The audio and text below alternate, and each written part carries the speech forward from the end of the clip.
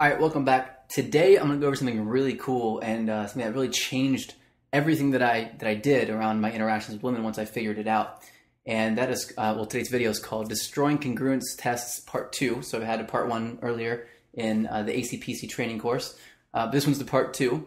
So for this exercise I want to teach you today, this technique, it takes sort of a lot of balls to do this. So you need to just make sure that whenever you use it, you're aware that this is going to be something that's going to be a little bit difficult for you to kind of put directly into action, and that you're going to have to really focus on and really practice in order to get it down right.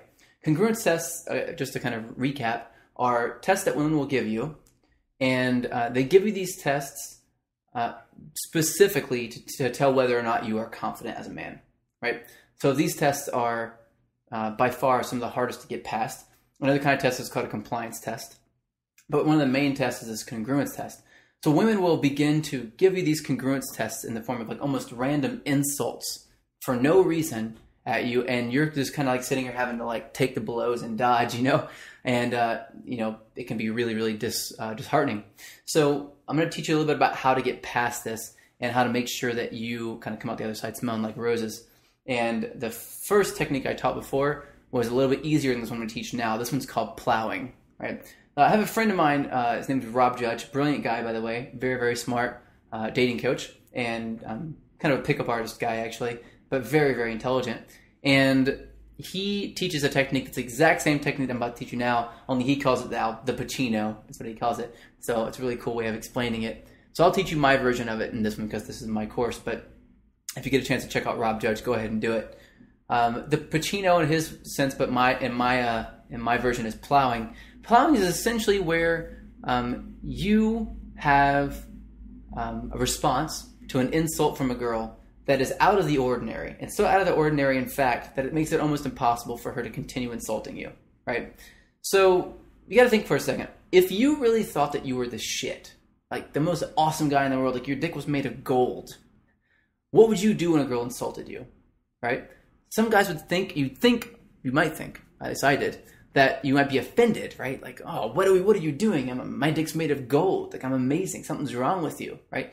You're pent up. You need some sexual release. Maybe you think that, but that's not actually what you would do, to be honest. The truth is, if you had a whole lot of options, this wouldn't even occur to you that this was something that she would be saying. In fact, it would go in one ear and out the other. It would just be completely over your head. You would have no idea that it happened. It would be as if she never even said it. And that's exactly what you want to do for this technique. This is called plowing. And plowing basically is called that because you're just going to go straight through it. You're not going to try to dance around it or anything like that. You're just going to plow directly through her congruence test, and you're going to come right out the other side, right? Instead of bantering it away, going, oh, you're really cute when you're angry, that kind of thing, you're not even going to respond whatsoever. Now, this is really complicated for some guys because we have all these little micro expressions that we do with our face that show that we're uncomfortable, even if it's just for a split second, like this, or breathing and widening the eyes a little bit when we get scared or nervous, or angry, we do this, or we we push an underbite a little bit, we're mad, or we clench our fist, things like this. These are things that we do that we don't think anyone else notices, but women will be looking for these signs. They'll be like, oh, I got it, I got this guy, he's not very confident, because if you're confident and you had a lot of options, you wouldn't really react to that, right? So here's what you have to do. This is the key. The key is, as soon as you start to hear something that she's saying that's insulting, you have to do one of two things for plowing. One is that you totally get distracted, which is just like this. She's like, oh, where'd you get that? And as soon as you see the look on her face that she's about to insult you, you just go like this. Oh, hold on a second. Sorry. And you go, hello? I'll call you back in a minute. Okay. What are we saying? And then just go right back into it. Anyway, I was saying before, blah, blah, blah, blah, and continue talking. And then that's one way to do it. Or if you don't have your phone on you, if it's a really loud environment, you don't want to do this, of course, because you won't be able to hear anything on the phone anyway. You can just turn your back for a second and look at someone else, right? So it's you can just do this and wave and go like that for a second, and then go, anyway, so blah, blah, blah, blah, blah, and keep talking, right? On your own terms. And just whatever she says, as soon as you see it start to happen, you want to distract yourself. That's one technique. The second is for you to keep making eye contact with everyone in the group as if she's saying something that's going along with what you're saying, right? This is really powerful. So if you're talking about, let's say you're talking about hanging out at the gym, right? Or people working out at the gym, right? So you're like, okay, oh man, I go to the gym. People are just like, oh, so like, rah, people are screaming and blah, blah, blah, and everyone's kind of laughing. And they're like, yeah, I know. I hate those guys that do that. I'm like, oh, I don't hate those guys, but they're definitely got some testosterone that I don't have, you know? When I'm working out, I'm just kind of like by myself. I don't want anybody messing with me. And this girl comes out of the side sort of and goes, she says, you're scrawny. You don't look like you work out at all, right? I could snap you like a twig, right? So as she says this, and you're kind of like going, I say this, oh yeah, I'm just kind of like, I work out, I don't want anybody messing with me. And she says, oh, you're scrawny, I could snap you like a twig, you don't work out. And then I go, here's the hard part. Hearing that statement and then continuing your thought train as if it never happened. This is the difficult part. This is the part that kind of gets you to the next stage and allows you to kind of take it to that next level. So what you want to do is you want to think back on the thing you just said and continue your sentence. So I just said that I want to be alone. And the natural reaction would be to look at her and then go, anyway, or something, like try to push her out of the group. But that doesn't always work, because if it's her group, she'll just step in and fight you for the group and you'll have to leave, right? So instead, you need to just plow over it. And the way that you do that is just to go, so she comes in, I'm just like, oh, I just want to be alone. I don't want anybody messing with me. She says, oh, I can snap you like a twig, you're tiny.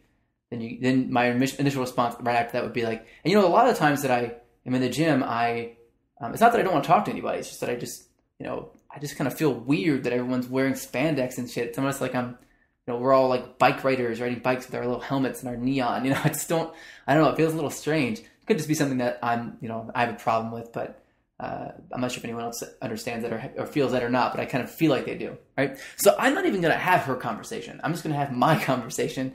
And if she wants to join my conversation, she can, but she's got to play by my rules. Otherwise, I'm not going to acknowledge her, right? You can't look down. The hard part is like a lot of guys will hear an insult, look down for a second, and then pause, and then go, where was I? And look all over, and then say something, right? You don't want to do that. If you did that, then you have to just address her directly, because you've already kind of shown that you heard that statement.